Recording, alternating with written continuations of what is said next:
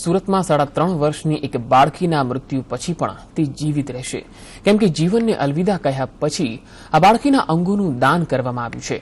બાળકીના ચક્ષુઓનું દાન કરીને પરિવારે 2 વ્યક્તિઓના જીવનમાં પ્રકાશ પાથર્યો છે. તો સુરતમાં આટલી નાની વયે અંગદાન કરવાનો આ પહેલો કિસ્સો છે.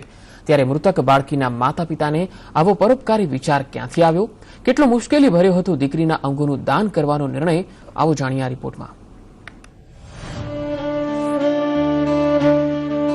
સુરતની આ માસૂમ બાળકીએ હજુ તો પોતાના જીવનની શરૂઆત જ કરી હતી, ત્યાં તો બીજાના જીવનનો આધાર બનીને ઉભરી આવી. સુરતમાં જન્મેલી આ બાળકીનું પૃથ્વી પર જીવન માત્ર 3.5 વર્ષ હતું. તેમ છતાં તે વર્ષો સુધી જીવંત રહેશે, કેમ કે તેના મૃત્યુ બાદ તેના માતા પિતાએ એક ઉત્તમ નિર્ણય લીધો અને સમાજમાં એક ઉમદા ઉદાહરણ પૂરું પાડ્યું.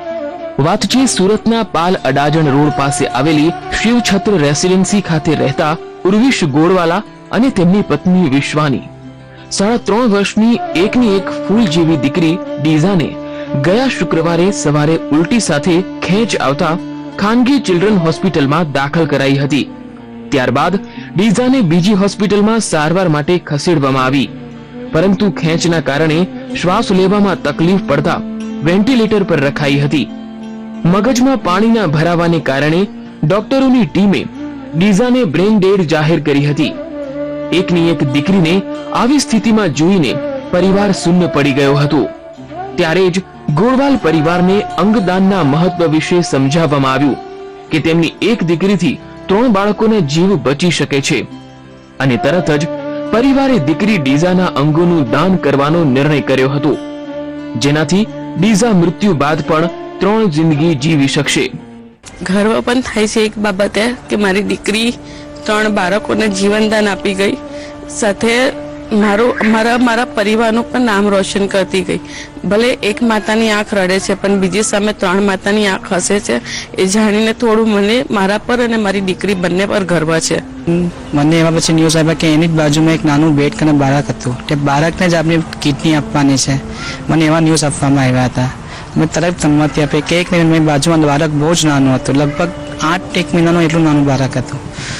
એ સંબંધને કારણે પછી મેં આ પાડી હતી ના દાન કરાવીને. કંઈ નહીં, મારી બાળક તો નથી ગઈ, મારી બાળક 3 બાળકોમાં વેચાઈ ગઈ છે. 3 બાળકો અને 2 બાળકોને આંખ આપીને ગઈ છે. મારી બાળક તો દુનિયામાં છે જ, ગઈ જ નથી. સુરતમાંથી સૌ પ્રથમ વખત જે આ પીડિયાટ્રિક ડોનેશન થયું બાળકનું, એમાં એટલે કિડની અને લીવરનું ડોનેશન થયું, તેમાંથી સૌ પ્રથમ વખત બાળકોને જ કિડની અને લીવર ટ્રાન્સપ્લાન્ટ કરવામાં આવ્યું છે. ખૂબ મોટી વાત છે. એ સમાજને માટે એક પ્રેરણારૂપ છે, અને ખાસ કરીને એના પિતા ઉર્વિશ અને માતા વિશ્વા અને સમગ્ર ગોળવાળા પરિવારે ખૂબ જ મજબૂત મનોબળ કેળવીને કઠણ હૃદયે આજે નિર્ણય લીધો, એને સમગ્ર સમાજ બિરદાવે છે. ડીઝાના અંગદાનથી 3 બાળકોને નવી જિંદગી મળી શકી છે. ડીઝાનું લીવર, કિડની અને ચક્ષુનું દાન કરવામાં આવ્યું છે.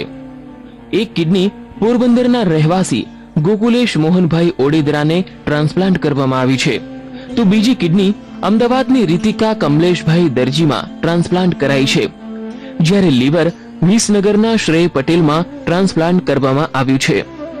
ડીઝાના પરિવારે લીધેલા એક ઉત્તમ નિર્ણયથી ડીઝાના અમૂલ્ય કાર્ય માટે આજીવન યાદ રાખવામાં આવશે. ડીઝાની કમી તેના પરિવારમાં તો ચાલશે, પરંતુ સ્કૂલ અને ફળિયામાં હંમેશા વર્તાશે. રાબિયા સાલે, સંદેશ ન્યૂઝ, સુરત.